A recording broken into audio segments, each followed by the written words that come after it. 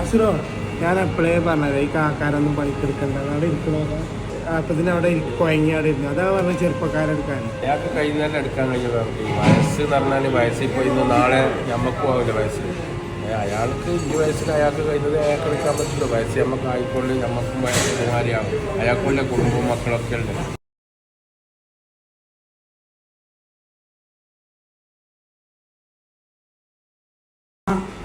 ഇപ്പൊ പണിക്ക് കയറിക്കണം കേട്ടോ ആരാധന കഷ്ടം പണിക്ക് കയറിക്കണം ഇൻഷാ അല്ലാഹ് 1-ാം തീയതി ശമ്പളം കിട്ടിയിട്ട് അയക്കണ്ട് ഒരു പന്നൊട്ടിന്റെ ഫീസൊക്കെ നമുക്ക് കൊടുക്കണം കേട്ടോ കേട്ടോ ഇൻഷാ അല്ലാഹ് ദ്വാരക്കും ഉണ്ട് കേട്ടോ ആയിക്കോട്ടെ എന്നാ.